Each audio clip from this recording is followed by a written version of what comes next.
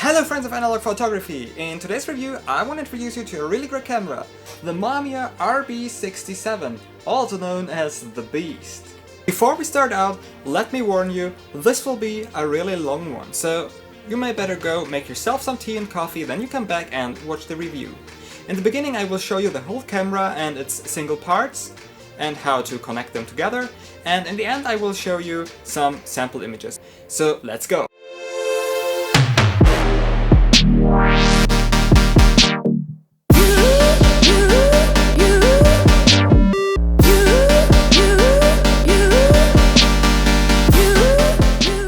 Okay, let's start by having a look at the different parts.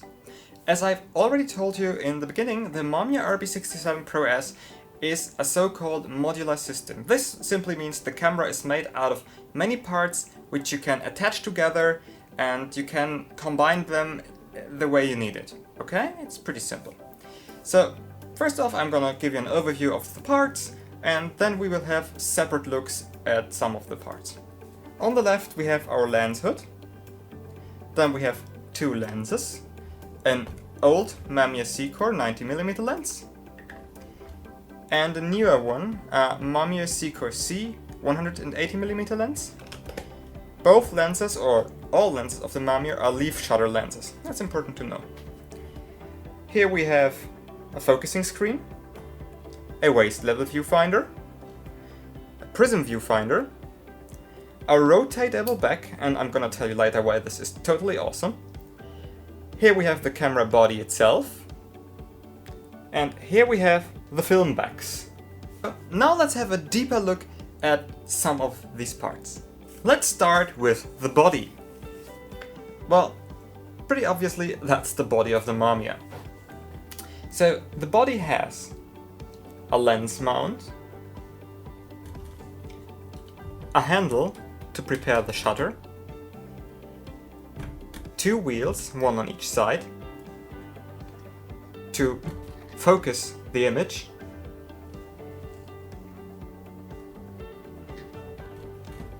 a shutter release button, and what's interesting, you can lock this shutter release button by turning this here, the red point to the yellow point.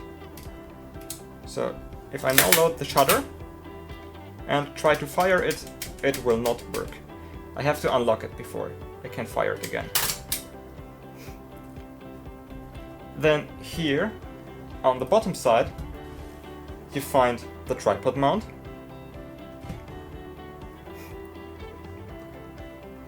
On this side, you can find a shoe for a flash. It's not a hot shoe. You have to sync the flash via a PC cable, but that's really simple. And here you can tighten the wheels, so you don't accidentally change something. So that's normal, and if you tighten them, this goes much stronger. Okay. Here on the back side is the place to mount the frame. And here on the top is, of course, the mirror and the place for the waist level viewfinder or the prism viewfinder. And next, let's have a look at the film backs, because there are some interesting things to know about them. Let's have a look at the film back. First thing you have to know that there are different kinds of this film back. This film back belongs to the Mamiya RB67 Pro S. There are also older film backs from the Pro series, for example. The differences are not that big, so you can use them with your Pro or your Pro S. They are interchangeable, okay? It's not a problem. But what you have to know is that the older ones do not have a security mechanism which prevents you from accidentally doing double exposures. The Pro SD ones have this mechanism. That means if you, for accident, forget to wind your film, this film back will prevent you from release the shutter. It's simple. Older film backs will not do this. They will not prevent you from release the shutter and you will have a double exposure. So this brings me to my next part.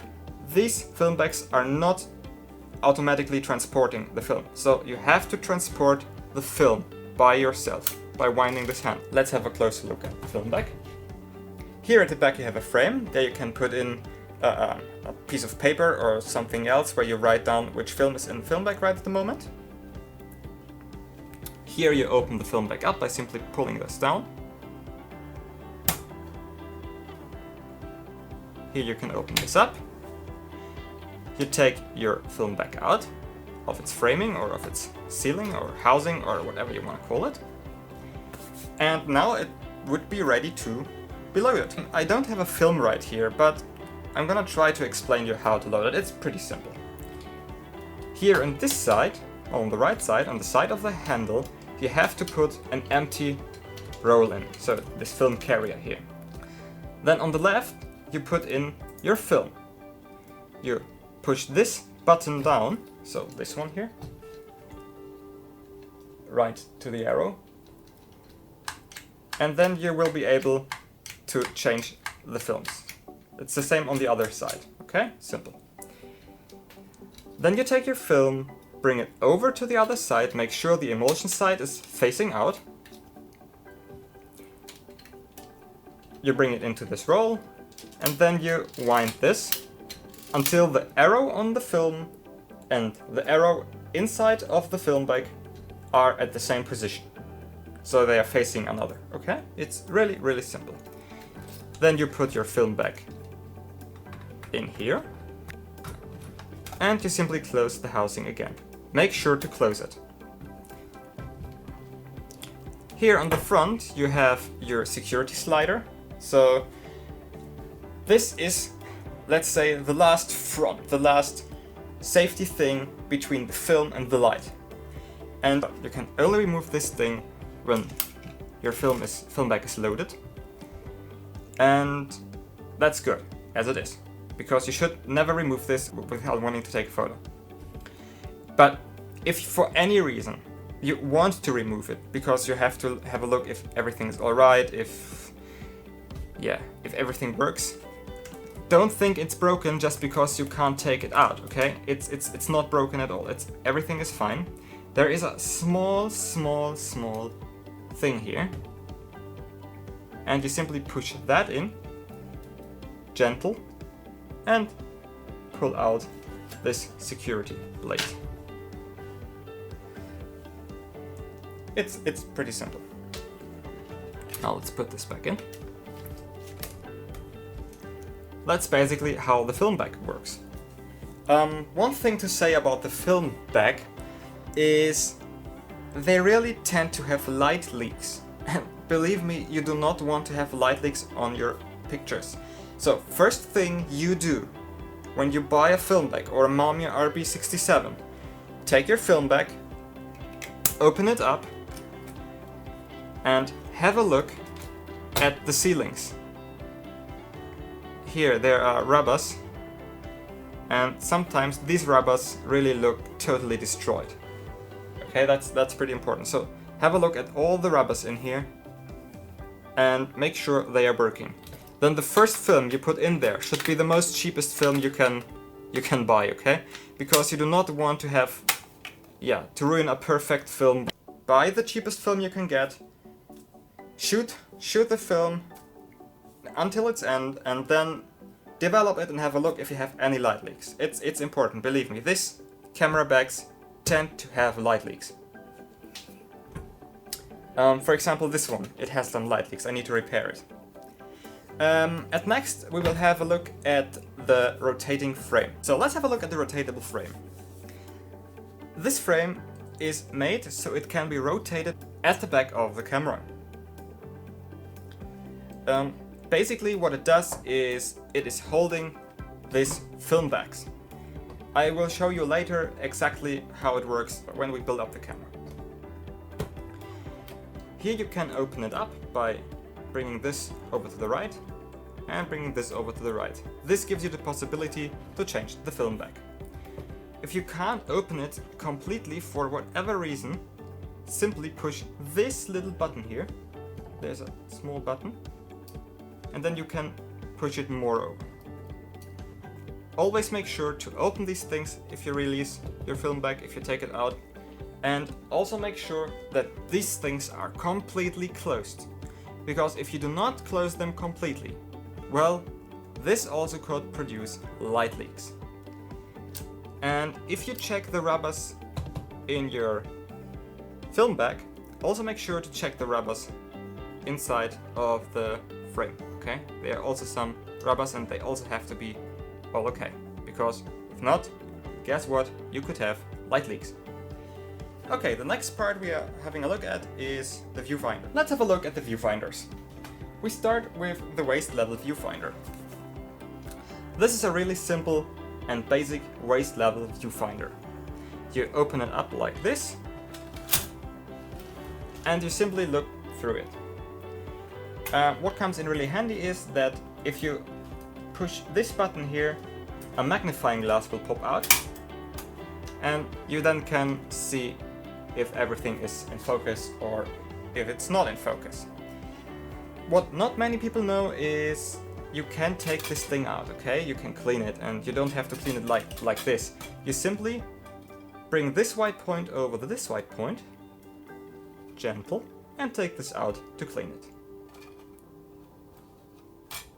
Well, and I would say that's really all to say about this thing. It's a waist level viewfinder. It works like any other waist level viewfinder. Now let's have a look at the prism viewfinder. So this thing is really a bit heavy, but if you don't have much time and you want to shoot on the go, as far as you can shoot on the go with such a huge camera, then this thing is what you want to use. What it does is it flips the picture, so you know, when you look through the waist level viewfinder, the picture in the camera is always flipped from the left to the right. This thing is flipping it again, and so it's more easy for you to find your frame and to shoot your picture. So this thing is made pretty simple. It's made out of a big prism, and you can watch in on this side. There exists a prism viewfinder with a built-in light meter. I haven't tested it, but yeah, it exists, okay? I'm using an external light meter all the time. The next thing we will do is having a look at the lens. The lens. So here I have two different lenses. As I already told you, there are the older versions, which are the Mamiya C-core lenses, and the newer versions.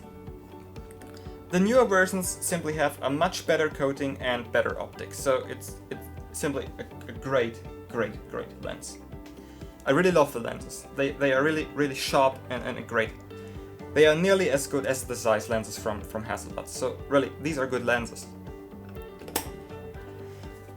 Let's have a closer look. I put this by side. This is the back side of the lens. It's a leaf shutter lens. This means you have to dial in everything on the lens. Your shutter speed and your aperture value. You do not focus this camera on the lens, you focus it with the bellow. That's cool. So up here you dial in your shutter speed. It goes from T, which means bulb, you know, as long as you push the button it'll stay open, to a 400th of a second. Here you dial in your aperture. This is your PC mount, so here you can plug in a PC cord and sync the camera with a flash. And since this is a leaf shutter, the sync speed goes from T up to a 400th of a second. Here you say if you want to use flash or not. So gently push this in and move it to the left or to the right. This activates or deactivates this thing. And here you can put in a cable release for the lens. So yeah, you can cable release the lens or you could cable release the shutter release button. Both works great. This is the part that you put onto the camera. Important thing here is, if you want to connect those things together, both have to be ready. So this has to be loaded and your shutter over there has to be loaded. Otherwise you cannot connect them or deconnect them. Next thing we do is having a quick look at the focusing screen. The focusing screen. So this is the standard Mamiya RB67 Pro S focusing screen. But you could also buy other focusing screens. There, for example, is a screen that has a split picture indicator, so it's more easy to focus your image. There's also a focusing screen which has some lines, so you can more easy find your image or your perspective. In the next part of the video, I'm going to show you how to attach all those parts together and how to set up the camera and make it work. Okay, let's build up the camera. First thing I want to put in is my focusing screen, because I don't want my mirror to be free all the time. So it's as simple as that. Take the focusing screen and simply lay it in, like so. That is all you have to do. Now it is inside and in the right position. The next thing I want to do is connect my waist level viewfinder so this thing does not drop out by accident. What you're gonna do is you open this up by pushing this button and bringing this over to the right side. Then you set this up onto here and you slide this in, like so. Don't forget to close this again. Great. Now let's connect our frame, the rotatable frame. So it's as simple as that. Open this up and now have a look at the back. Here you have 3 holes and here you have 2 holes. And guess what? You bring this thing over to here and this over to here. So make it like this. Simply put this in, push a little bit but really gentle, and then close this thing. Wonderful. Now let's connect our film back. As I already told you, you have to open these 2 things up. Open them up. So now they are open. And then you take your film back. Make sure this handle is on the right side up. You simply lay this in. Make sure it's tight. And close them again. And make sure they are also really tightly closed. Now we attach the back to the camera. The next thing we are going to attach is the lens. And as I already told you, you have to prepare the shutter so you can connect the lens with the body. So let's do this.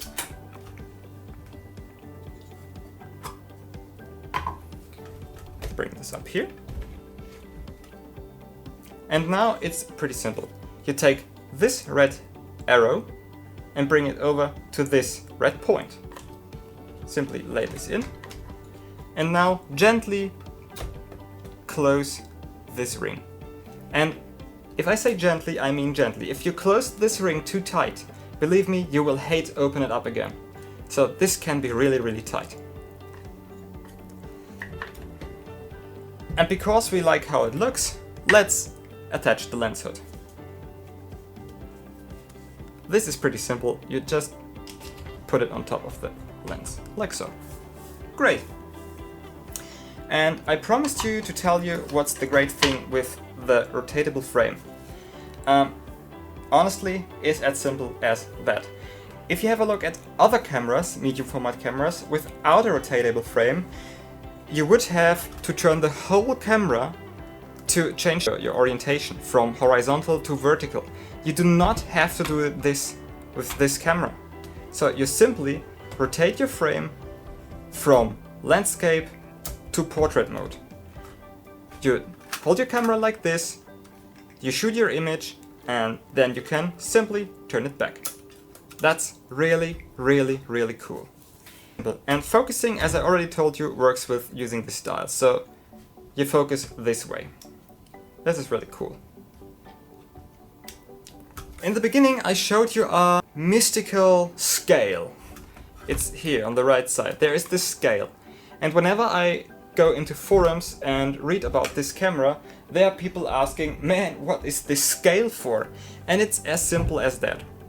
On the scale, you find the different lenses that are available for this camera model.